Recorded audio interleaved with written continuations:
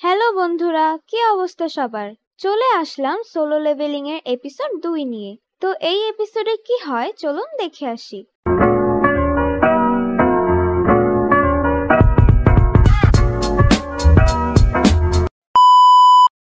তো এপিসোডের শুরুতে হান্টারদের লিডার সবাইকে নাড়াচাড়া করতে নিষেধ করে, নয়তো ওই মূর্তিটা তাদের ওপর আবার অ্যাটাক করে বসবে। জুহি অনেক ভয় পেয়ে গিয়েছিল।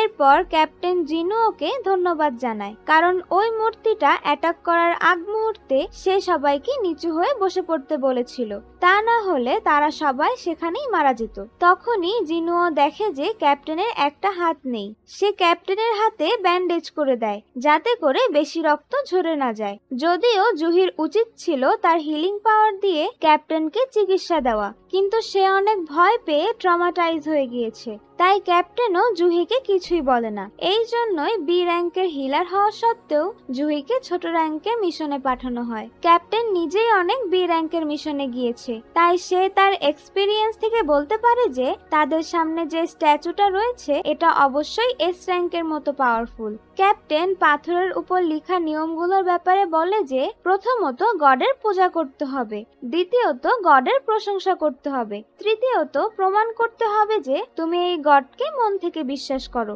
আর যারা এই নিয়মগুলো পালন করবে না তারা কেউই এখান থেকে জীবিত অবস্থায় ফেরত যেতে পারবে না। এটা শুনে জিনুও বুঝে যায় যে এই সবচেয়ে বড় স্ট্যাচুটাই গড। অন্যদিকে আমরা সঙ্গি নামের একটা মেয়েকে দেখি, যে কিনা সবেমাত্র হান্টার্স অ্যাসোসিয়েশনে জয়েন করেছে। আর এই মেয়েটি জিনুওর বোন জিনহার বান্ধবী। এরা দুজন একই স্কুলে পড়াশোনা করে। সঙ্গি জিনহাকে জিজ্ঞাসা করে যে তোমার ভাই একজন হান্টার তাই না? উত্তরে জিনহা বলে হ্যাঁ, তবে ও একজন ই র্যাঙ্কের হান্টার আর সব সময় আধমরা হয়ে ফেরত আসে ও। এটা শুনে সঙ্গি বলে যদি সে জিনুওর জায়গায় থাকতো তাহলে এরকম কখনোই হতো না। এদিকে ক্যাপ্টেন আর জিনুও মিলে তাদের এখন কি করা উচিত এটা নিয়ে ভাবতে থাকে। তখনই তাদের ভেতর থেকে একজন হান্টার চিল্লাতে চিল্লাতে বলে যে সে এখানে মরতে চায় না। সে কয়েকদিন আগে একটা বড় কোম্পানিতে জব পেয়েছে। সে অনেক কনফিডেন্ট ছিল যে সে তার হাই স্পিড অ্যাবিলিটি ইউজ করে ওই স্ট্যাচুর অ্যাটাক করার আগেই সেখান থেকে বের হয়ে যেতে পারবে। তারপর এই হান্টার তার সুপারসনিক স্পিডে সেখান থেকে পালানোর চেষ্টা করে, কিন্তু গড স্ট্যাচুটা এক পলকেই ওই হান্টারকে পুড়িয়ে ছাই করে ফেলে। এটা দেখে সেখানের সবাই বুঝে যায় যে এই স্ট্যাচুটা চাইলে যে কোনো সময় তাদের সবাইকে মেরে ফেলতে পারে। সে তাদের সবাইকে পিঁপড়ার মতো পিষে ফেলতে পারে। যদি বিষয়টা এরকম হয় তাহলে স্ট্যাচুটা এখনো সবাইকে মেরে ফেলছে না কেন? ঠিক তখনই জিনুওর পাথরের উপর লেখা নিয়মগুলোর কথা মনে পড়ে যায়, আর সে বুঝে যায় যে ওই নিয়মগুলো হলো এই মন্দিরের।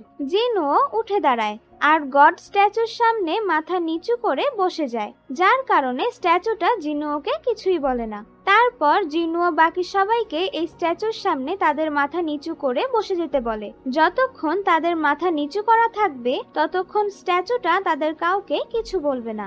আর গডকে পূজা করার যে নিয়ম রয়েছে তার মানে এটাই। সেখানে থাকা সবাই জিনুওর কথা মতো মাথা নিচু করে বসে পড়ে, আর এটা দেখে গড স্ট্যাচু খুশি হয়ে যায় আর দাঁত বের করে হাসতে থাকে। গড স্ট্যাচুর হাসি দেখে সেখানে থাকা সবাই মনে করে যে এখন আর তাদের কিছুই হবে না, তাই তারা সবাই উঠে দাঁড়ায়। কিন্তু তখনই গড স্ট্যাচু তার সিংহাসন থেকে উঠে দাঁড়ায়, তাদের সবাইকে পা দিয়ে পিষে ফেলার জন্য তাদের দিকে এগোতে থাকে। এরপর জিনুও বলে এখন তাদের দ্বিতীয় নিয়মটা পূরণ করতে হবে, মানে গডের প্রশংসা করতে হবে। তখন তাদের ভেতর থেকে একজন হান্টার এগিয়ে আসে আর বলে যে সে খুব ভালো করে জানে কিভাবে পূজা করতে হয়, আর সে সেখানে বসেই ওই গড স্ট্যাচুর পূজা করতে শুরু করে দেয়। কিন্তু তার পূজা করার নিয়মটা সঠিক ছিল না, তাই গড স্ট্যাচু ওই হান্টারকে তার পা দিয়ে পিষে মেরে ফেলে। এরপর সে আরো একটা মেয়ে হান্টারকে পা দিয়ে পিষে মেরে ফেলে। সেখানে থাকা সবাই নিজের জান বাঁচানোর জন্য এদিকে সেদিকে ছুটতে থাকে। পার্ক এখানে কোনোভাবেই মরতে চায় না, কারণ বাসায় তার ফ্যামিলি তার জন্য ওয়েট করছে। সে দৌড়ে একটা কোনায় চলে যায়, কিন্তু সেখানে দাঁড়িয়ে থাকা একটা স্ট্যাচু পার্ককে একদম মাঝখান থেকে কেটে দুভাগ করে ফেলে। এটা দেখে জিনুও বুঝতেই পারে না যে সে কার প্রশংসা করবে, আর এই গড তো একটা শয়তানের থেকেও খারাপ। কিন্তু সে কোনোভাবেই হার মানবে না। তাই সে তার আশেপাশে ক্লু খুঁজতে থাকে আর খেয়াল করে যে ওই ঘরের চারপাশে যে স্ট্যাচুগুলো রয়েছে তাদের সবার হাতেই ভিন্ন ভিন্ন ধরনের হাতিয়ার রয়েছে, কিন্তু কিছু স্ট্যাচু এমনও ছিল যে তাদের হাতে হাতিয়ারের বদলে মিউজিক্যাল ইনস্ট্রুমেন্ট ছিল। জিনুও সবাইকে মিউজিক্যাল ইনস্ট্রুমেন্টওয়ালা স্ট্যাচুর নিচে চলে যেতে বলে। তার কথা শুনে ক্যাপ্টেন একটা মিউজিক্যাল ইনস্ট্রুমেন্টওয়ালা স্ট্যাচুর নিচে চলে যায়, কারণ তার হাতে কোনো হাতিয়ার ছিল না। তাই স্ট্যাচুটা ক্যাপ্টেনকে কিছুই বলে না আর মিউজিক বাজানো শুরু করে দেয়। কিমও একই কাজ করে, যার ফলে সেও বেঁচে যায়। এবার জিনুও জুহিকে নিয়ে ড্রামওয়ালা স্ট্যাচুর নিচে গিয়ে দাঁড়ায়, কিন্তু ওই স্ট্যাচুটা কোনো রিয়্যাক্ট করে না। মানে একটা স্ট্যাচুর নিচে কেবলমাত্র একজনই দাঁড়াতে পারবে। তাই জিনুও জুহিকে রেখে সেখান থেকে দৌড়াতে শুরু করে দেয়। গড স্ট্যাচুর হাত থেকে বাঁচতে গিয়ে সে ভুল স্ট্যাচুর নিচে চলে যায়, যেটা ওকে খুব বাজেভাবে আহত করে ফেলে। তারপরও জিনুও হামাগুড়ি দিতে দিতে ওই ইনস্ট্রুমেন্টওয়ালা স্ট্যাচুর কাছে পৌঁছে যায় আর সেটাও মিউজিক বাজানো শুরু করে দেয়। সবার মিউজিক শুনে গড স্ট্যাচু আবার তার সিংহাসনে গিয়ে বসে পড়ে। হয়তো এটাই ছিল গডের প্রশংসা করার নিয়ম। এরপর জুহি জিনুওর কাছে যায় আর দেখে যে জিনুওর পা কেটে আলাদা হয়ে গিয়েছে। সে তার হিলিং অ্যাবিলিটি ইউজ করে জিনুওর পা ঠিক করার চেষ্টা করে, কিন্তু জিনুওকে হিল করতে গিয়ে তার চোখ মুখ দিয়ে রক্ত বেরোতে শুরু করে দেয়। এদিকে মিস্টার কিম তাদের ক্যাপ্টেনকে এই সব কিছুর জন্য দোষারোপ করে, কারণ সেই তাদের সবাইকে এখানে নিয়ে এসেছে। যদিও তারা সবাই ভোটের মাধ্যমে এখানে আসার সিদ্ধান্ত নিয়েছিল, তারপরও ক্যাপ্টেন তার নিজের ভুল স্বীকার করে এই সব কিছুর দায়ভার নিজের ঘাড়ে নিতে রাজি হয়। তখনই ওই মন্দিরের মাঝখানে একটা প্ল্যাটফর্ম তৈরি হয় আর এটা দেখে জিনুও বুঝে যায় যে এটা একটা অল্টার। এটা গডের সামনে কোনো জীবিত প্রাণীকে বলি দেওয়ার জন্য ব্যবহার করা হয়। তৃতীয় নিয়ম অনুযায়ী গডের উপর বিশ্বাস করার অর্থ এটাই যে তাকে বিশ্বাস করে নিজের জীবনের বলি দিতে হবে। তার মানে তাদের ভেতর থেকে যে কোনো একজনকে বলি হতে হবে। মিস্টার কিম ক্যাপ্টেনের গলায় তলোয়ার ঠেকিয়ে তাকে বলি হওয়ার জন্য বলে, আর এমনিতেও ক্যাপ্টেন সকল দায়ভার নিজের ঘাড়ে নিতে চেয়েছে। ক্যাপ্টেন মিস্টার কিমের কথা মেনে নিয়ে সেই অল্টারের কাছে চলে যায়। জিনুও জানতো যে এখানে শুধু ক্যাপ্টেনের একারই দোষ ছিল না, সবাই ভোট দিয়েছিল এখানে আসার জন্য। যখন ক্যাপ্টেন অল্টারের কাছে পৌঁছায় তখন সেখানে আগুন জ্বলে ওঠে। ক্যাপ্টেন বুঝতে পারছিল না যে এখন তার কি করা উচিত। জিনুও তাদের বলে যে সে অল্টারকে কাছ থেকে দেখতে চায়। দুজন হান্টার জিনুওকে নিয়ে অল্টারের কাছে যায়, যার কারণে সেখানে আরো 3 জায়গায় আগুন জ্বলে ওঠে। জিনুও ক্যাপ্টেনকে জিজ্ঞাসা করে যে তারা যদি এখানে অপেক্ষা করে তাহলে কি কেউ তাদের বাঁচাতে আসবে। উত্তরে ক্যাপ্টেন জানায় যে এই পোর্টালটা খুলেছে 7 দিন হয়ে গিয়েছে, তো এখানে খুব কম চান্সই রয়েছে যে কেউ আমাদের এখানে বাঁচাতে আসবে। বন্ধুরা, 7 দিন পর পোর্টালের গেট সম্পূর্ণভাবে খুলে যায় আর পোর্টালের ভেতরে থাকা সব মনস্টাররা মানুষের দুনিয়ায় ঢুকে যেতে পারে। এই জন্য হান্টারদের 7 দিনের ভেতর ডানজেনের বসকে মেরে পোর্টালের গেট বন্ধ করতে হয়। তো যদি জিনুও হেরে যায় তাহলে এই গড স্ট্যাচুও মানুষের দুনিয়াতে ঢুকে যাবে। অন্যদিকে জিনুওর বোন সাং হসপিটালে যায় আর তার মায়ের সঙ্গে অনেক কথা বলে, কিন্তু তার মা কোনো উত্তর দেয় না, কারণ সে কোমায় রয়েছে।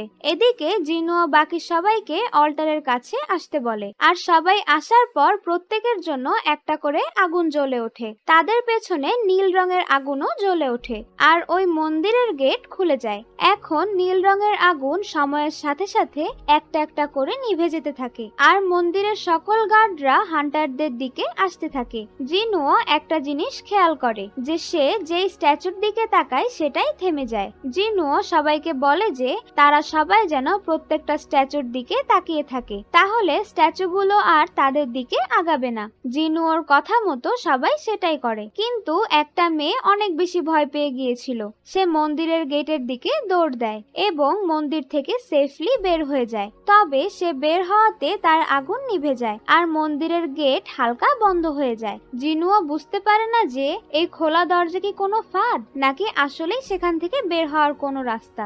হয়তোবা এখানে গডের প্রতি তাদের বিশ্বাস পরীক্ষা করা হচ্ছে। এরপর আরো একজন হান্টার জিনুওকে ফেলে রেখে সেখান থেকে দৌড়ে বের হয়ে যায়। এখন সেখানে শুধু তারা 4 জনই বাকি ছিল। জিনুও সবাইকে সেখান থেকে নাড়াচাড়া করতে নিষেধ করে। হয়তোবা এই ব্লু ফ্লেম একটা টাইমারের মতো কাজ করছে। এগুলো সম্পূর্ণ নিভে যাওয়ার পর হতে পারে তাদের সবাইকে সেখান থেকে যেতে দেওয়া হবে। উত্তরে কিম বলে এটার উল্টোও তো হতে পারে, হয়তো টাইমার শেষ হওয়ার পর মন্দিরের গেট আবার বন্ধ হয়ে যাবে। কিম কখনো ভাবেওনি যে জিনুয়োর মতো একজন দুর্বল হান্টার তাদের এত কাজে আসবে। সে জিনুয়োকে ধন্যবাদ জানায়, তবে কিমেরও ফ্যামিলি আছে, তাই সে এখানে মরতে চায় না। সে জিনুয়োর কাছে ক্ষমা চায় এবং সেখান থেকে পালায়। এখন সেখানে শুধুমাত্র 3 জনই বাকি ছিল, আর জিনুয়ো কান্না করতে শুরু করে দেয়, কিন্তু সে কোনোভাবেই হার মানতে চায় না। এরপর ক্যাপ্টেন বলে যে জিনুয়ো এবং জুহি যেন সেখান থেকে চলে যায়। সে নিজে এখানে থেকে নিজেকে বলি দেবে, আর তার নিজের থেকে জোয়ান মানুষদের বাঁচানো উচিত। সে জুহিকে বলে যে সে যেন জিনুয়োকে নিয়ে সেখান থেকে চলে যায়, কিন্তু তখনই জুহির পা কাজ করা বন্ধ করে দেয়, কারণ সে তার পাওয়ার অনেক বেশি ব্যবহার করে ফেলেছিল। জিনুয়ো ক্যাপ্টেনকে বলে যে সে যেন জুহিকে নিয়ে সেখান থেকে চলে যায়। জিনুয়োর তো পা কেটে গিয়েছে, তাই সে এমনিতেও হাঁটতে পারবে না। জুহিও সেখানে থাকতে চায়, তবে জিনুয়ো জুহিকে তার ম্যাজিক জেমটা দিয়ে বলে যে একসাথে ডিনার করার ওয়াদাটা তো সে পূরণ করতে পারলো না, তাই জুহি যেন এই ম্যাজিক জেমটা বিক্রি করে নিজের জন্য খাওয়ার কিছু কিনে নেয়। যখন জিনুয়ো বেরিয়ে আসবে তখন সে জুহির কাছ থেকে বাকি টাকা ফেরত নিয়ে নেবে। এরপর ক্যাপ্টেন দ্রুত জুহির ঘাড়ে আঘাত করে তাকে অজ্ঞান করে ফেলে, আর তাকে নিয়ে সেখান থেকে চলে যায়। এখন সেখানে শুধু জিনুয়ো একাই বাকি ছিল। সে সেখানে মরতে চলেছে। জিনুয়োর পাশে একটা তলোয়ার পড়েছিল, যেটা দিয়ে সে ওই স্ট্যাচুগুলোর সাথে মারামারি করার চেষ্টা করে, কিন্তু এরকম বিশাল দানবীয় স্ট্যাচুর সামনে জিনুয়ো কিছুই করতে পারে না। স্ট্যাচুগুলো জিনুয়োকে তাদের তলোয়ার দিয়ে এদিকে সেদিকে ছুঁড়ে ফেলতে থাকে। জিনুয়োর একটা হাতও কেটে যায়। জিনুয়ো কান্না করতে থাকে আর ভাবতে থাকে যে সেও শক্তিশালী হতে চেয়েছিল, কিন্তু হতে পারেনি। তারপরেও সে এখন পর্যন্ত বেঁচে আছে। সবাই স্বার্থপর আর শুধুমাত্র নিজের চিন্তা করে। জিনুয়োরও তো ফ্যামিলি আছে যারা তার জন্য অপেক্ষা করছে, কিন্তু সেই শুধুমাত্র এখানে মরতে চলেছে। এরপর জিনুয়োকে অল্টারের ওপর রাখা হয়। তার শরীরে আর কোনো শক্তি নেই। স্ট্যাচু জিনুয়োকে শেষ করে দেওয়ার জন্য তার তলোয়ার ওঠায়, আর জিনুয়ো ভাবতে থাকে যে সে মরতে চায় না। তার মনে আরেকটি সুযোগ পাওয়ার অনেক ইচ্ছা জাগে। এর সাথে সাথেই লাস্ট ব্লু ফ্লেমটা নিভে যায়, আর হঠাৎই আমরা একটা নোটিফিকেশন স্ক্রিন দেখতে পাই, যেটার উপর লেখা ছিল যে আপনি প্লেয়ার হওয়ার জন্য কোয়ালিফাইড হয়েছেন। আপনার হার্ট 0.2 সেকেন্ডের ভেতর বন্ধ হয়ে যাবে, আর আপনি যদি এটা না চান তাহলে প্লেয়ার হওয়ার জন্য ইয়েস বাটন প্রেস করুন। এরপর ইয়েস বাটনটি ক্লিক হয়ে যায়, আর এখানেই এপিসোডটি শেষ হয়ে যায়। তো বন্ধুরা, জিনুয়ো কি বেঁচে ফিরতে পারবে? জানতে হলে দেখতে হবে পরবর্তী এপিসোড। তো ততদিন পর্যন্ত ভালো থাকবেন। আল্লাহ হাফেজ।